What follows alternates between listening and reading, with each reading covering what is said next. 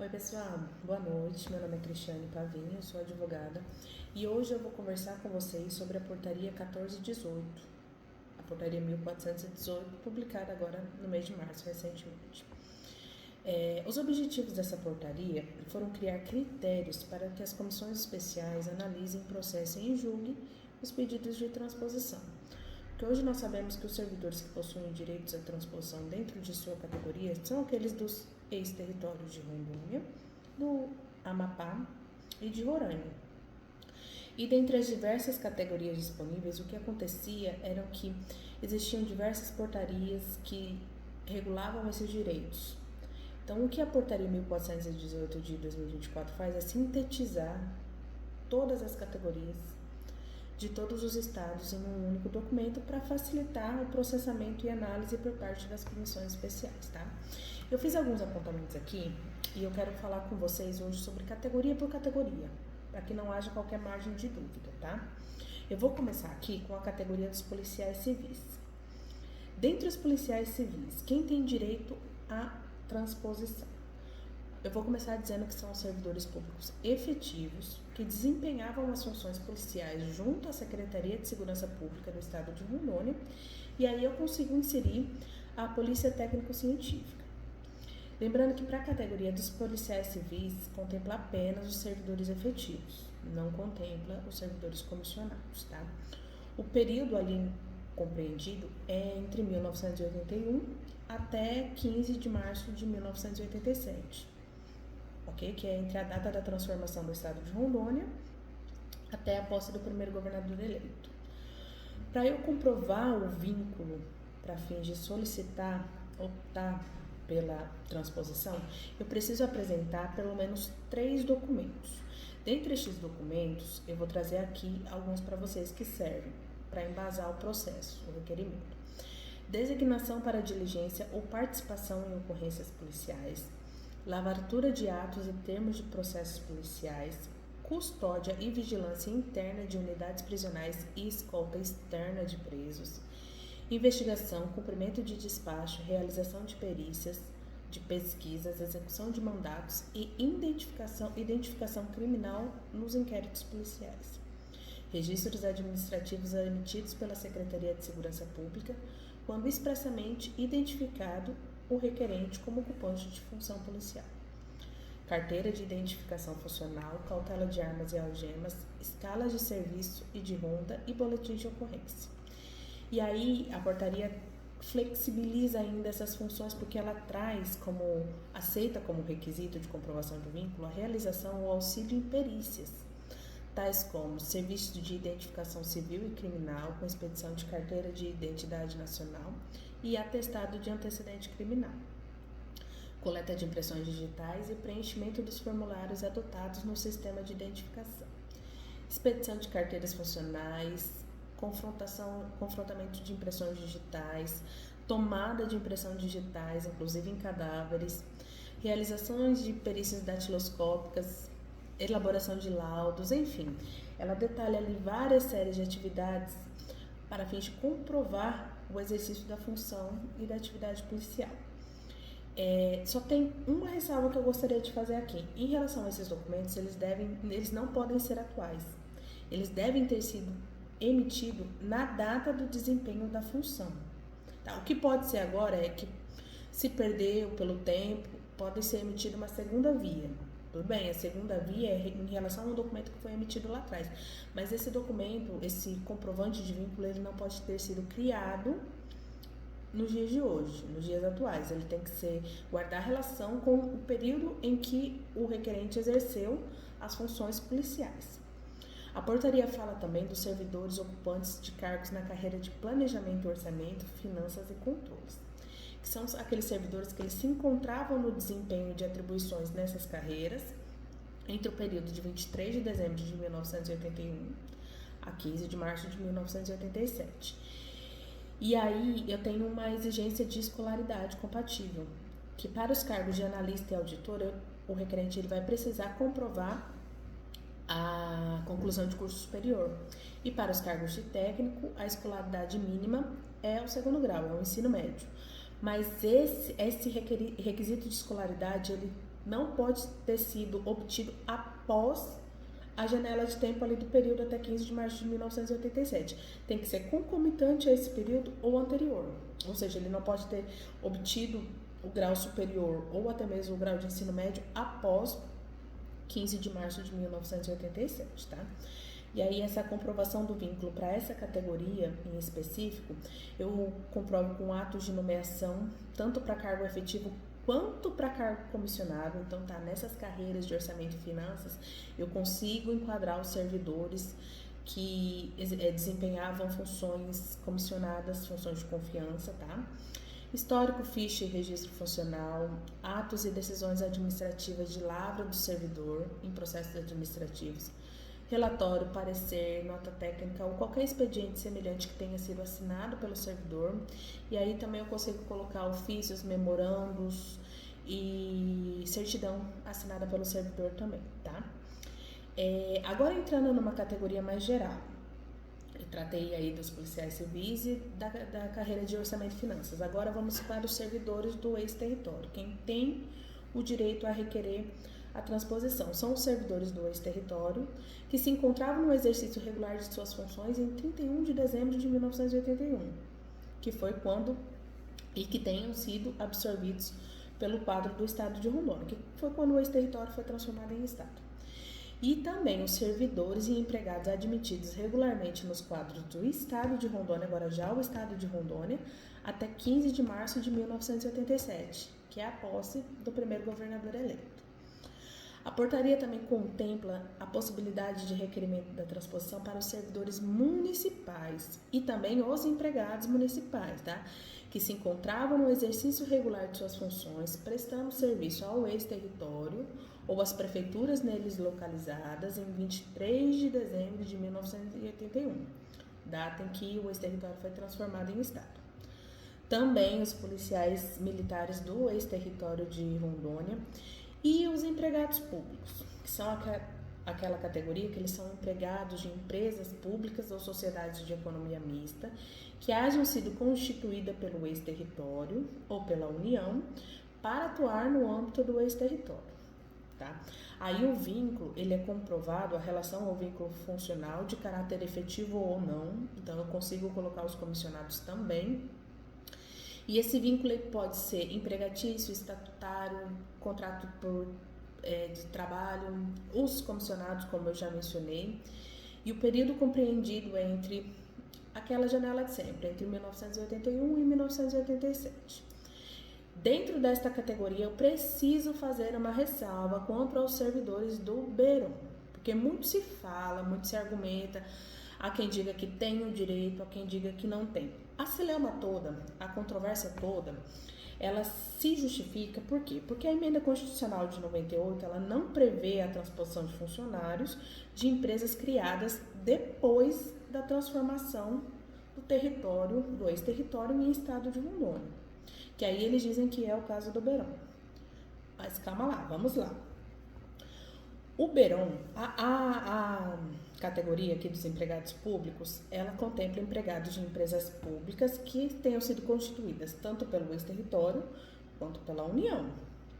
Nós sabemos que a lei complementar que criou o estado de Rondônia, que transformou o estado de Rondônia, o ex-território em estado de Rondônia, a lei complementar 41 de 1981, ela colocou o estado de Rondônia em dependência financeira da União por 10 anos.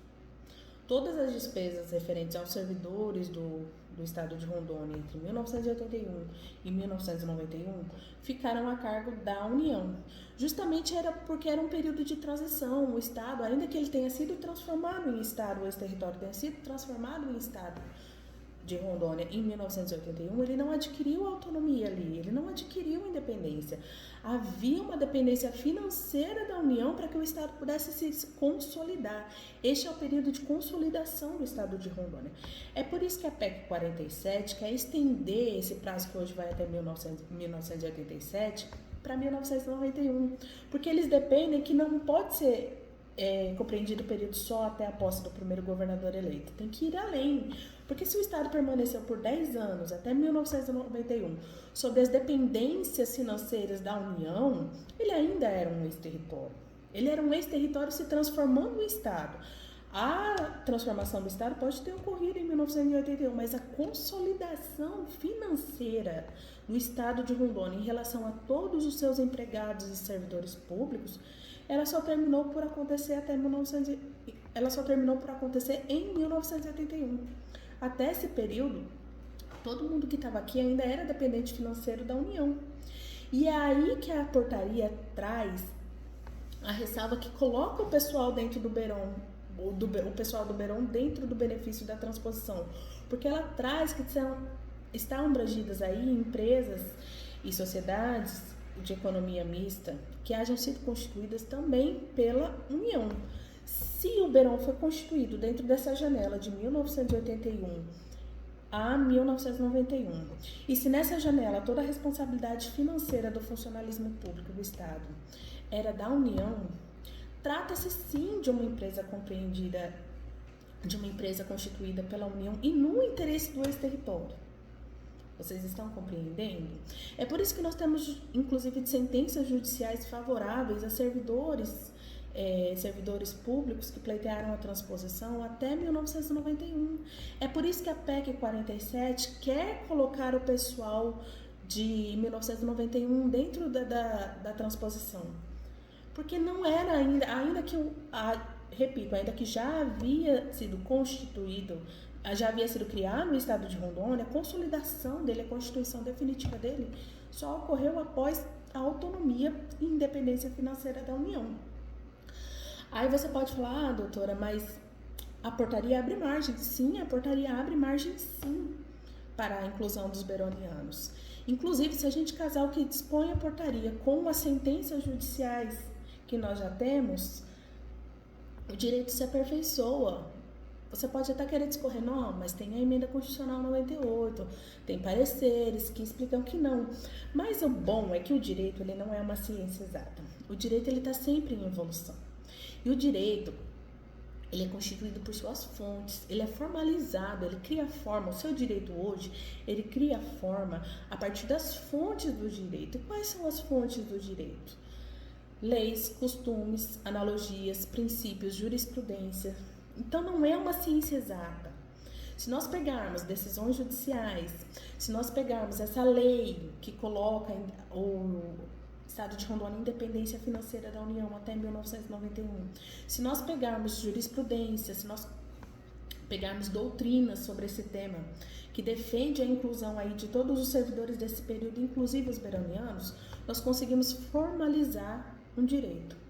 O importante é que não existe nessa portaria, em nenhuma outra lei, uma disposição específica que retire o Beron, os servidores do Beron, do benefício da transposição.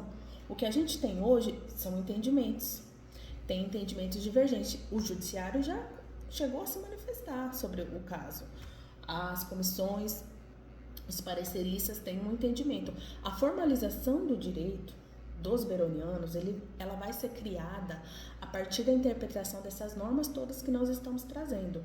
Então, o que a gente defende? A gente defende, sim, que os beronianos têm o direito à transposição a partir desta argumentação sobre a questão da independência financeira. Isso dá para ser sustentado dentro de um pedido e fundamentado. Não há uma lei hoje que dispõe expressamente que os beronianos têm o direito à transposição, assim como também não há uma lei hoje que dispõe expressamente que os beronianos não têm. Então, o que eu enxergo sobre a situação dos beronianos é justamente isso. Se nós pegarmos sentenças judiciais que nós já temos reconhecendo a responsabilidade da União pelos servidores até 1991, no ex-território de Rondônia, e essa sentença que inclusive reconhece o direito destes servidores à transposição, nós conseguimos colocar dentro dessa categoria os beronianos, ok? E aí, agora eu vou falar um pouquinho sobre os inativos, que possuem direito à transposição, que são os aposentados, reformados, militares da reserva, pensionistas civis e militares, e os aposentados e pensionistas do grupo TAF e da Secretaria de Segurança Pública, que desempenhavam as funções policiais. O período de desempenho dessas funções aqui trazido pela portaria são os admitidos regularmente que se encontravam no exercício de suas funções até 15 de março de 1987. Com a ressalva de que para o grupo TAF e para o grupo da Secretaria de Segurança Pública, eles devem estar vinculados ao regime de previdência próprio. E para os demais, eles podem estar vinculados aos regimes próprios de previdências do estado de Rondônia, tá? A manutenção do vínculo, que é outro ponto que a portaria veio trazer. O vínculo ele deve ser comprovado até quando? Até o momento da inclusão no quadro em extinção da administração pública federal ou até a concessão da aposentadoria pelo respectivo regime próprio de previdência.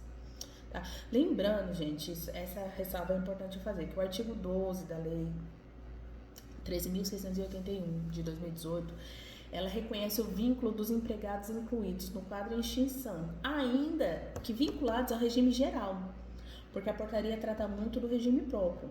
Então, para esses servidores ali que foram incluídos no quadro em extinção, ainda que eles sejam do regime geral de previdência, eles possuem sim vínculo apto à comprovação que seja o direito à transposição, tá? E a interrupção do vínculo. O que não é considerado interrupção de vínculo aqui, para os fins que se interessam? Aprovação em concurso para a mesma carreira ou mesmo cargo, ou até mesmo para cargo equivalente. Demissão ou exoneração por força daqueles decretos lá de 2000, decreto 8.954, 8.955, 9.043, 9.044.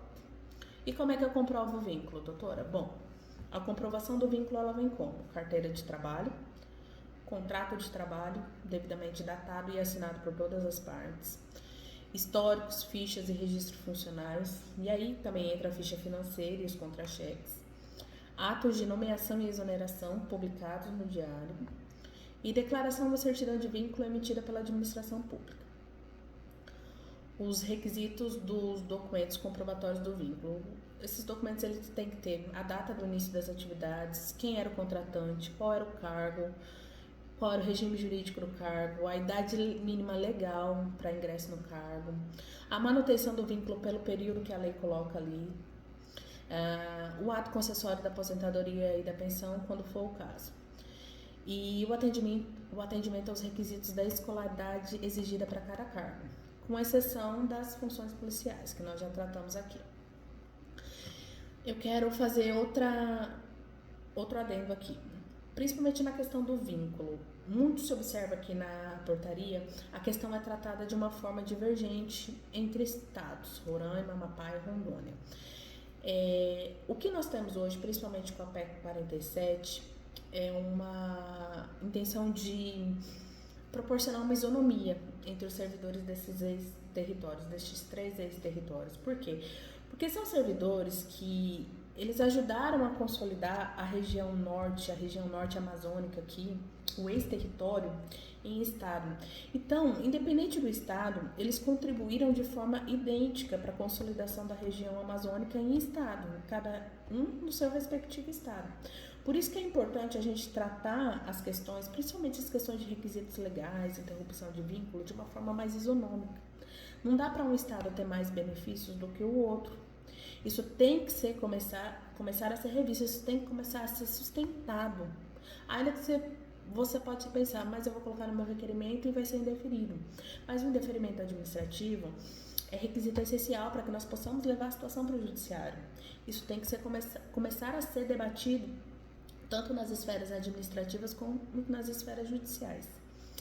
E outro ponto que eu gostaria de destacar é que a portaria ela não barra o protocolo de novos requerimentos, ainda que já hajam indeferimentos administrativos. Por quê? Porque se essa nova portaria modificou em alguma questão, seja no requisito, seja no período de comprovação, seja no vínculo, se ela modificou o seu direito e com base nessa modificação você passou a ter um direito que antes não tinha, a comissão é obrigada a receber o seu pedido para fins de revisão de ofício, tá bom?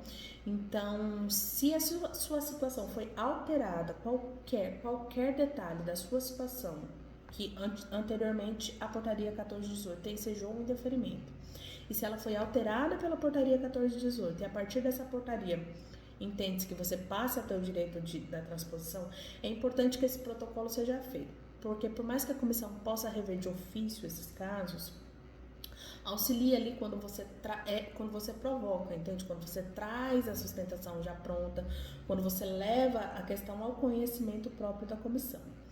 Então, pessoal, acabou ficando um vídeo bem extenso, mas o que eu tinha para tratar sobre transposição com vocês hoje era isso. Eu fico à disposição para esclarecimentos que se fizerem necessários.